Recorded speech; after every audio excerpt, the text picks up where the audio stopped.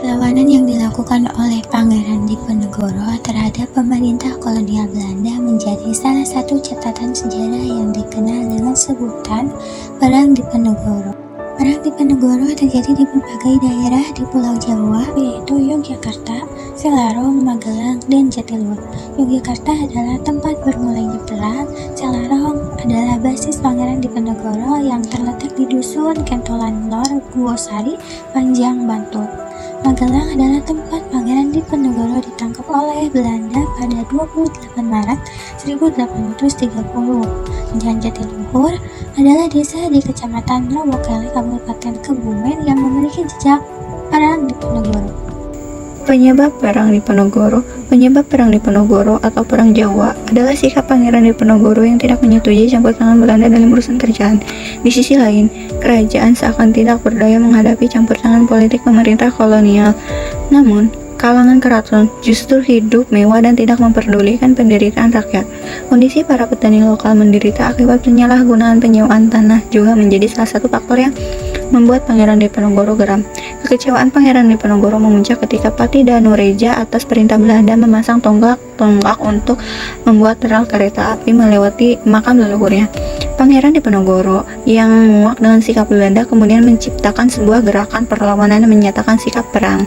Seperti pajak yang tinggi, campur tangan Belanda dalam urusan Istana Yogyakarta, hingga permasalahan ketidakpuasan di kalangan istana itu sendiri.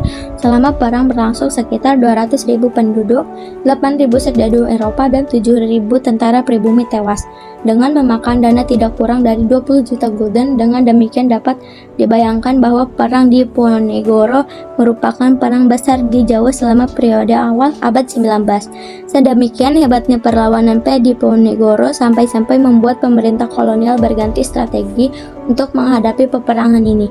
Apabila awal perang, strategi Belanda adalah melakukan pengajaran untuk menangkap selama Pangeran Diponegoro bermarkas di Selarong. Belanda telah mengadakan penyerangan sebanyak 3 kali. Pangeran Diponegoro, pemimpin perang yang menentang pemerintahan kolonial Belanda. Sento Prawirodirjo, salah satu pejuang yang membantu Pangeran Diponegoro. Kiai Mojo, salah satu pejuang yang membantu Pangeran Diponegoro. Pangeran Mangkubumi, salah satu pejuang yang membantu Pangeran Diponegoro. Jenderal de Kock, pemimpin tentara Belanda yang bertugas memadamkan pemberontakan Diponegoro.